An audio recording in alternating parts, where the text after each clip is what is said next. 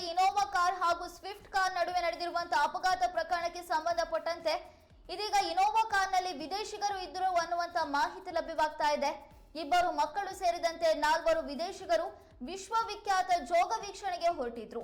ಒಂದೇ ಕುಟುಂಬಕ್ಕೆ ಸೇರಿರುವಂತಹ 4 ಇನೋವಾ ಕಾರ್ನಲ್ಲಿ ಜೋಗ ಜಲಪಾತ ವೀಕ್ಷಣೆಗೆ ತೆರಳ್ತಾ ಇದ್ದಂತ ಸಂದರ್ಭದಲ್ಲಿ ಈ ಅಪಘಾತ ಸಂಭವಿಸಿದೆ.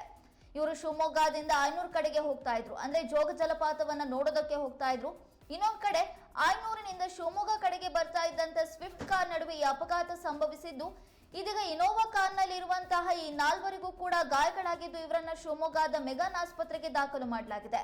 ಇನ್ನು ಸ್ವಿಫ್ಟ್ ಕಾರ್ನಲ್ಲಿದ್ದಂತಹ 3 ಸ್ಥಳದಲ್ಲಿಯೇ ಸಾವನ್ನ ಕಂಡಿದ್ದಾರೆ. ಇನ್ನು ಓರ್ವ ಮಹಿಳೆ ಸ್ಥಿತಿ ಕೂಡ ಗಂಭೀರವಾಗಿದೆ. ಮೃತಪಟ್ಟಿರುವ 3 ಶಿವಮೊಗ್ಗದ ಚಳ್ಳಕೆರೆಯವರು ಅಂತ ಹೇಳಲಾಗಿದೆ. ಲಯನ್ ಸಫಾರಿ ಬಳಿ ನಡೆದಿರುವಂತಹ ಭೀಕರ ಅಪಘಾತದಲ್ಲಿ 3 ಈಗಾಗಲೇ ದುರ್ಮರಣವನ್ನ ಹೊಂದಿದ್ದು ಓರ್ವರ ಸ್ಥಿತಿ ಚಿಂತಾಜನಕವಾಗಿದೆ.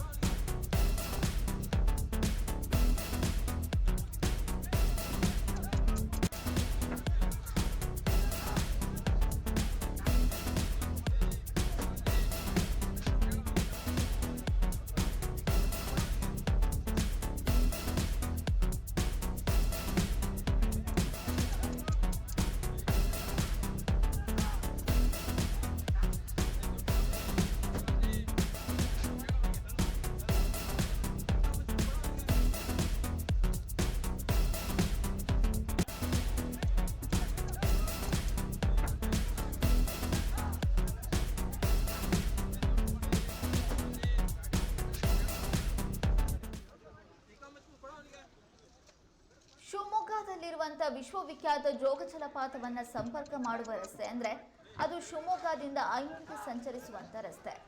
ಆಯನೂರು ಮೂಲಕ ಸಾಗರಕ್ಕೆ ಹೋಗಿ ಅಲ್ಲಿಂದ ಜೋಗ ಜಲಪಾತವನ್ನ ನೋಡೋದಕ್ಕೆ ಹೋಗಬಹುದು. ಇದೀಗ ವಿಶ್ವವಿಖ್ಯಾತ ಜೋಗ ಜಲಪಾತಕ್ಕೆ ಜೀವ ಕಳೆ ಬಂದಿದೆ. ಮಳೆಯ ಪ್ರಮಾಣ ಜಾಸ್ತಿ ಆಗ್ತಾ ಇದೆ. ತುಂಬಿ ಹರಿತಾ ಇರುವಂತಹ ಜೋಗದ ವೈಭವವನ್ನು ನೋಡೋದಕ್ಕೆ ಸಾಕಷ್ಟು ಸಂಖ್ಯೆಯಲ್ಲಿ ಪ್ರವಾಸಿಗರು ಅತ್ತ ಹೆಜ್ಜೆಯನ್ನ ಹಾಕ್ತಾರೆ. ಅದು ದೇಶೀಯ ಪ್ರವಾಸಿಗರು ಕೂಡ ಹೌದು, ವಿದೇಶಿ ಪ್ರವಾಸಿಗರು ಕೂಡ ಹೌದು. ಇದೀಗ ಇನೋವಾ ಕಾರ್ನಲ್ಲಿ ಬೆಂಗಳೂರಿನಿಂದ 4 ಜನ ವಿದೇಶಿ ಪ್ರವಾಸಿಗರು ಜೋಗ ಜಲಪಾತವನ್ನ ನೋಡೋದಕ್ಕೆ ಅಂತ ತೆರಳ್ತಾ ಇದ್ದಂತ ಸಂದರ್ಭದಲ್ಲಿ ಇನ್ನು ಆಯನೂರಿನಿಂದ ಶಿವಮೊಗ್ಗ ಕಡೆಗೆ ಬರ್ತಾ ಇದ್ದಂತ ಸ್ವಿಫ್ಟ್ ಕಾರ್ ನಡುವೆ ಅಪಘಾತ ಸಂಭವಿಸಿದೆ. ಸ್ವಿಫ್ಟ್ ಕಾರ್ ಸಂಪೂರ್ಣ ನುಜ್ಜುಗುಜ್ಜಾಗಿ ಹೋಗಿದ್ದು ಸ್ವಿಫ್ಟ್ ಕಾರ್ನಲ್ಲಿದ್ದಂತಹ 3 ಸ್ಥಳದಲ್ಲಿಯೇ ಸಾವನ್ನ ಕಂಡಿದ್ದಾರೆ. ಇನ್ನು ಓರ್ವ ಮಹಿಳೆಯ ಸ್ಥಿತಿ ಚಿಂತಾಜನಕವಾಗಿದೆ. ಇನ್ನು ಇನೋವಾ ಕಾರ್ನಲ್ಲಿದ್ದಂತಹ 4 ಕೂಡ ಗಾಯಗಳಾಗಿದ್ದು ಅವರನ್ನ ಶಿವಮೊಗ್ಗದ ಮೆಗಾನ್ ಆಸ್ಪತ್ರೆಗೆ ದಾಖಲು ಮಾಡಲಾಗಿದೆ. ಇದೀಗ ಸಂಚಾರಿ ಪೊಲೀಸರು ಸ್ಥಳಕ್ಕೆ ಭೇಟಿ ನೀಡಿ ಈ ಕುರಿತು ಪರಿಶೀಲನೆಯನ್ನ ನಡೆಸಿದ್ದಾರೆ. ಗುರುತು ಪತ್ತೆ ಹಚ್ಚುವ ಕೆಲಸದಲ್ಲಿ ನಿರತರಾಗಿದ್ದಾರೆ. ಇಲ್ಲಿ ಇದು ಮೊದಲ ಬಾರಿ ನಡೀತಾ ಇರುವಂತಹ ಅಪಘಾತವಲ್ಲ. ಈ ಹಿಂದೆಯೂ ಹಲವಾರು ಬಾರಿ ಈ ರಸ್ತೆಗಳಲ್ಲಿ ಅಪಘಾತ ಸಂಭವಿಸ್ತಾನೆ ಇರುತ್ತೆ. ಹಾಗಾಗಿ ಇದನ್ನ ಅಪಘಾತ ವಲಯ ಅಂತಾನೆ ಗುರುತಿಸಲಾಗಿದೆ.